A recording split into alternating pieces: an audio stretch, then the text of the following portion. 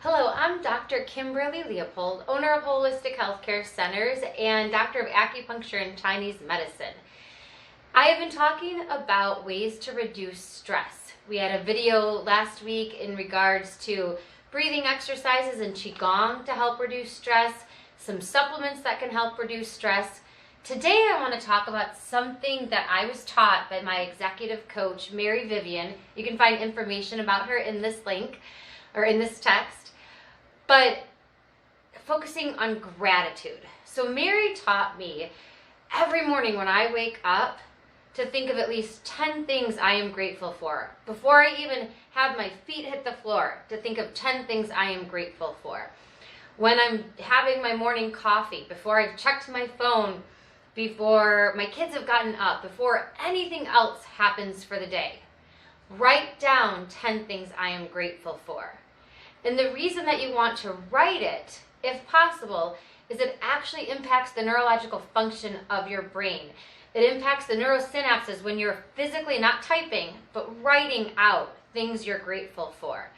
There's an amazing practice out there called heart math, of which we have in the text below, that talks about how gratitude can impact the well-being of your heart, your mental health, all aspects of your body. So that's another thing you might want to look into is heart math. But today I'm going to talk about the use of gratitude on an everyday basis. So when you wake up, try to wake up 15 minutes before you have to actually get going, before you have to jump in the shower. So whenever possible, wake up those 15 minutes early. Write down physically 10 things you're grateful for. And it does not have to be in depth. Nobody's going to see this. So it's just between you and your higher source. So nobody at all but you, your heart, and whatever your belief system is, has any insight on this. So this is your personal time for yourself. So you're writing down, here's some things that I would include are, I'm grateful for my faith. I'm grateful for my home. I'm grateful for the Starbucks coffee I can make at home and the delicious almond milk creamer that I have. Of course, I'm grateful for my children. So something that makes you smile when you think about it, because then you're eliciting that gratitude, that joyful feeling from the moment you wake up. And by doing that, there's many different understandings of how that affects your electromagnetic field, how that affects law of attraction, law of vibration. But what I want to focus is how it affects your heart meridian, your spleen stomach meridian, your liver gallbladder meridian. When you are encompassed with gratitude, it's like having those meridians being a highway and the traffic's just smoothly going. By having a feeling of gratitude, you're helping free course your liver qi. In a previous video, we talked about liver qi and liver stagnation being kind of what creates that stressful feeling. Well, when you're engulfed in gratitude, you free course it. You don't even need any external factor to help free course it. You are free coursing that energy. You're helping reduce your stress levels. When you are engrossed in gratitude, you're decreasing anxious feelings because you're feeling joyful. You're thinking about things that help you feel good and happy. So that anxiety is automatically, at least in that 15 minutes that you're doing it, automatically decreased. And anxiety lives in the spleen stomach channel from a Chinese medicine standpoint. The heart meridian, that makes complete sense. That's where we govern our joy. So when you're in a feeling of gratitude, you are filling that meridian with joyful feelings. The gratitude doesn't have to be elaborate. It could be as simple as I'm grateful for my shoelaces. I'm grateful for my nail polish. I'm grateful for the roof over my head. Very simple. I'm grateful for my favorite drink in the refrigerator. And by focusing on this gratitude, you're actually helping balance your chakras.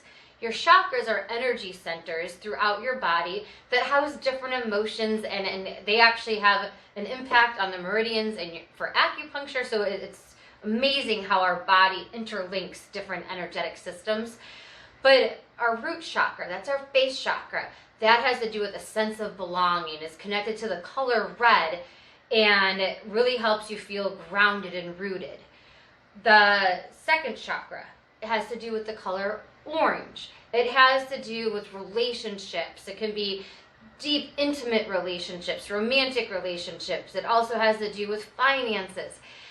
The third chakra has to do with your emotion, like your dantian, your spleen stomach. It has to do with the spleen stomach meridian. It has to do with yellow. It's located right above the umbilicus. And it houses anxiety or calmness. The fourth chakra has to do with your heart chakra. It is a color green, and it houses heart feelings, relationships, innermost relationships. I want to back up. The third chakra has to do with your feelings towards yourself. The heart chakra is kind of how you relate to the world and you feel about the world and empathy. Your fifth chakra is with the color blue, and that's your willpower, your voice, your sense of control. That's why a lot of times when somebody's having an experience that they don't like, they'll clear their throat often. Your sixth chakra, or your brow chakra, is kind of your intuition, your connection with kind of, I guess intuition is the best way of saying it. Your seventh chakra has to do with your connection to source, your connection to whatever your belief system is to source. And then there's a chakra above that kind of is universal energy. And so when you're flowing gratitude throughout your thoughts, throughout your emotions, you're filling these chakras, you're filling your acupuncture meridians, you're filling all of these energetic aspects of yourself with gratitude, with energy, with balance. And it has been shown through different things like heart math, when you fill yourself with gratitude, you actually increase your mental health. You increase your physical health. So it has a profound effect on your mind, body, spirit, and emotions. So again, I highly recommend wake up in the morning about 15 minutes early and write down at least 10 things you are grateful for. If you have one of those mornings where just life is busy, I'm a mom of 2 young children, I get how life can get busy, and you don't have time to sit and write, you barely even have time to have a cup of coffee, then before you have your feet touch the floor, think and feel 10 things you are grateful for. It can be your comfy pillow, your snuggy comforter, so it doesn't have to be elaborate. It's just so simple, and feel it. Feel that gratitude. And then if you want to take it a step further, if you've got 20 minutes instead of 15 minutes, then I want you to think of 3 people you are grateful for, and just envision sending them love, or send a prayer to them. Envision seeing them happy and healthy and joyful, and envision seeing yourself happy and healthy and joyful.